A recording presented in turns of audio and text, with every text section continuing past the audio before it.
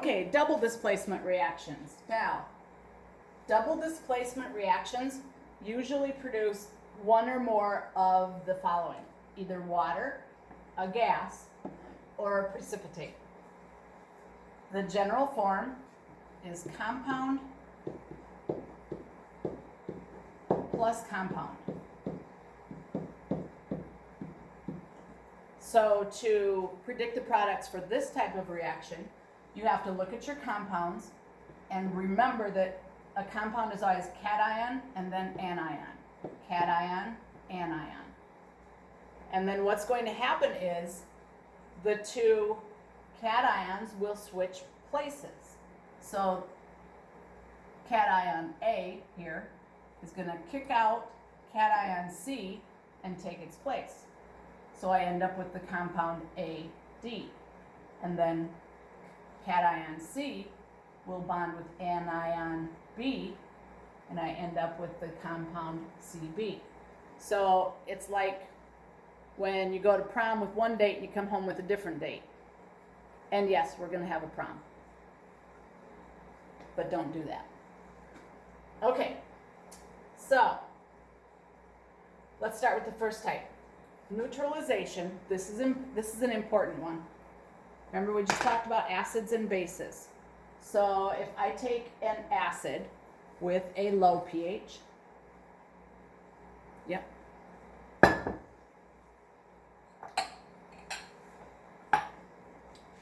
I'm going to take some sulfuric acid here.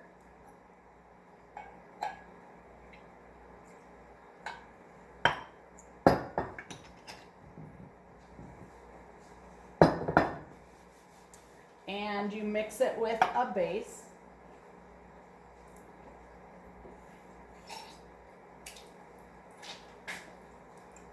So I've got that sodium hydroxide. And I'll make it pink for you again.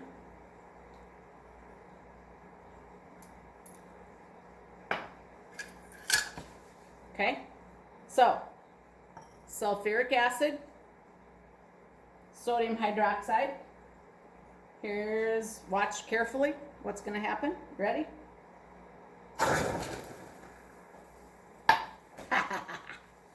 Okay, so what happened there?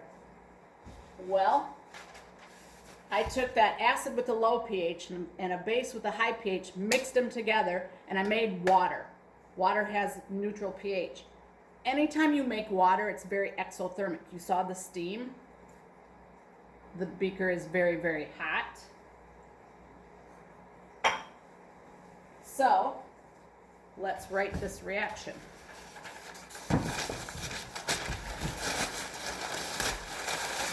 Clean up my mess a little bit. Okay. So, here's my positive part, my negative part, my positive part, my negative part. So first of all, I'm just gonna take this sodium and put it with the sulfate.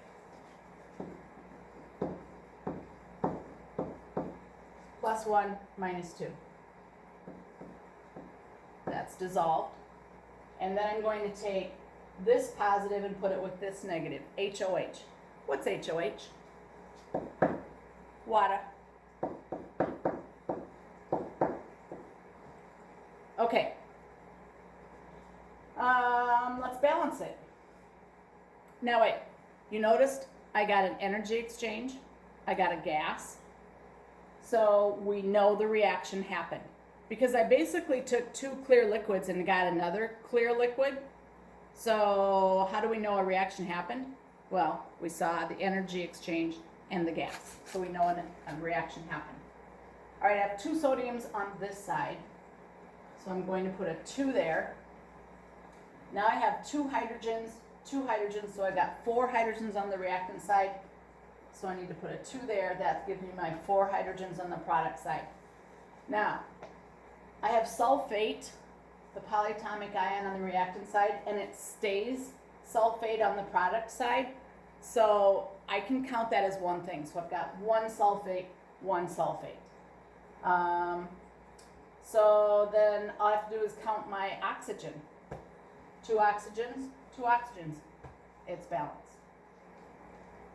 Okay. Keep her moving. So we either get water or a gas.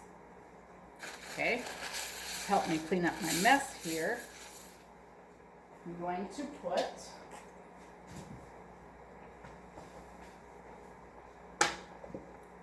some sodium hydrogen carbonate, baking soda. You can hear it a little bit already. All right.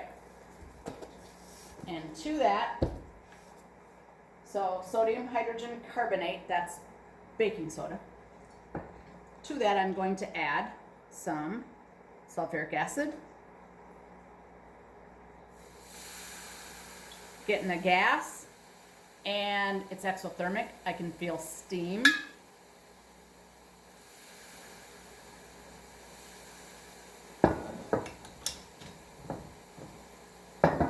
All right, so just playing.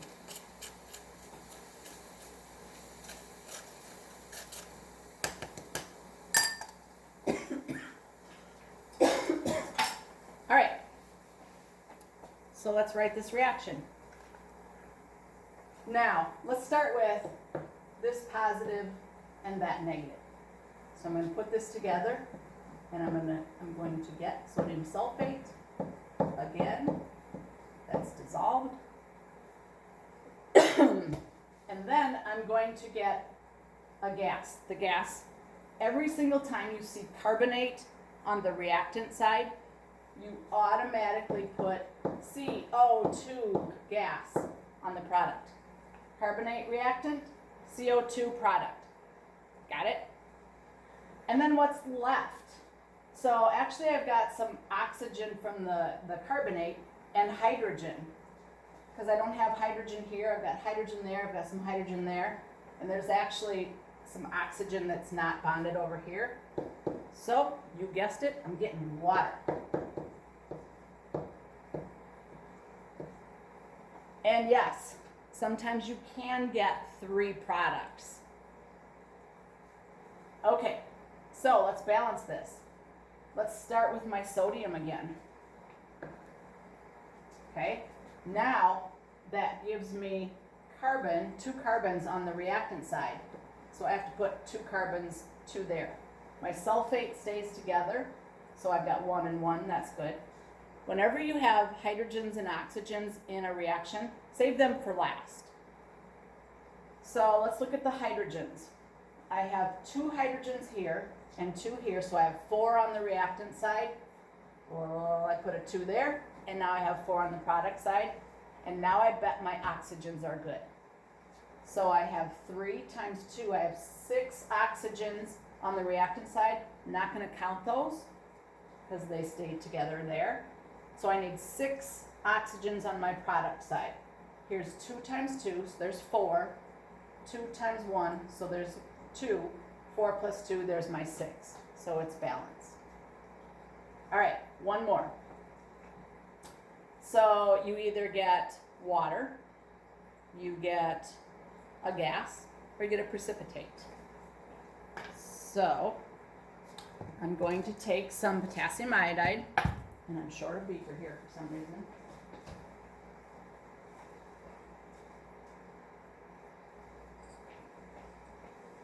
And I'm going to take some lead 2 nitrate. So they're solids.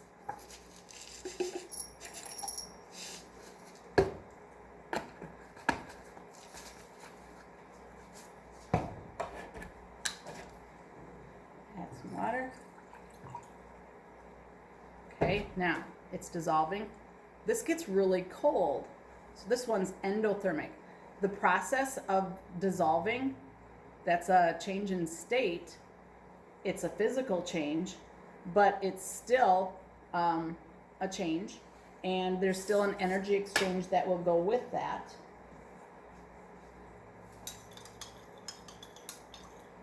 Okay, so that's dissolving, and then I'm going to make another solution with my lead 2 nitrate. Oop, too much. I'm being very careful in measuring here. Yeah, it's still way too much. I don't want that much lead.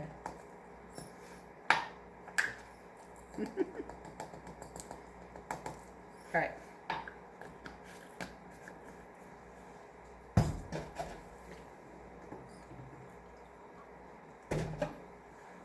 All right. So this one will dissolve a little slower, but it does dissolve. So I took my solids. They both dissolved in water, so they're both aqueous.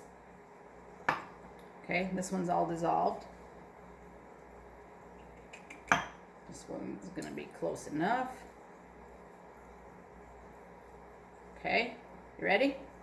Ready? Ready? Here you go. Boom. Cool, huh?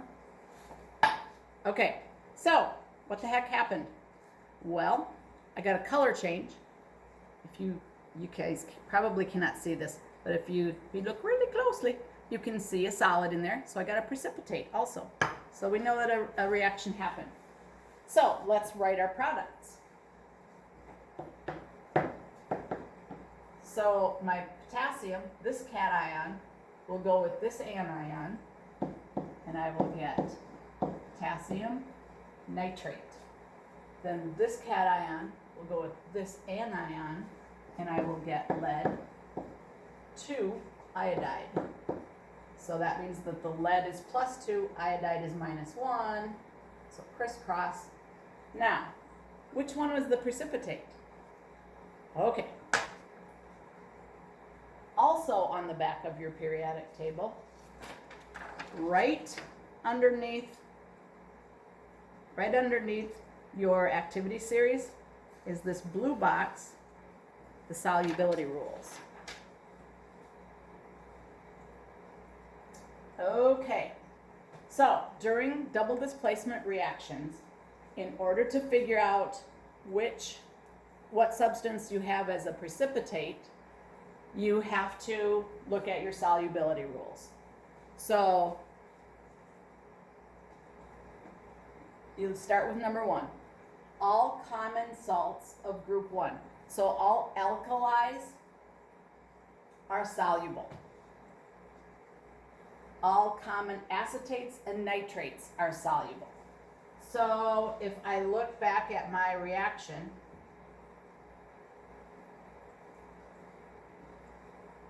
down here, potassium is in column 1, nitrate is in column 1, so that means that that's soluble, so that one is aqueous. Okay, then that would mean that my lead iodide is my precipitate. Well, let's look back and find out if that is the case. All right, so all binary compounds of group 17 elements, okay, iodine is a halogen, it's in group 17, are soluble, except when it's bonded to silver, mercury, or lead. So my lead and iodide were bonded, so that means that the iodide is no longer soluble. It's insoluble, so we were right that that would be my precipitate. Sulfates are soluble. Whenever we had sodium sulfate being formed quite often, and I just put aqueous every time, mostly because sodium is in column 1, sulfates are soluble.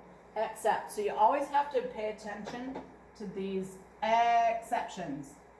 When it says except, what does that mean? Well, sulfates are soluble except when they're bonded to barium, strontium, lead, calcium, silver, or mercury. And then I also have a section here of, well, what's insoluble then? Carbonates are usually insoluble except if they're bonded to group 1 or ammonium. Sulfites, once again, except group 1. The group 1, that's my first rule. That one always trumps. Hydroxides are insoluble. So we had sodium hydroxide and it was soluble. That's because sodium is in column 1. And oxides, sodium oxide, what do you guess? Is it soluble or insoluble? It's soluble because sodium is in column 1. Sulfides, chromates, all insoluble. So that means that they would get the S for solid. Okay, so today we have learned single displacement reactions and the different types of single displacement reactions. We've learned double displacement and the different types of double displacement. We've talked about the activity series and we've talked about the solubility rules. So now I want you to work on that worksheet. Just do the parts for single displacement and double displacement. And then look on the back where I added some extra reactions. See if you can find any that are single displacement and double displacement. And try those. Monday, I will be putting out 2 more videos with the rest of this. So I'll put I'll put synthesis and decomposition together, and then I'll do another video of combustion reactions. All right, so you can also work in your textbook. I'll give you those pages on this assignment because I can't remember right off the top of my head what they are. So you can work on those. All of this, that worksheet and the textbook pages will not be due until not next week, the week after. So April, whatever that is, because today's April 1st. Okay, so hopefully you get these.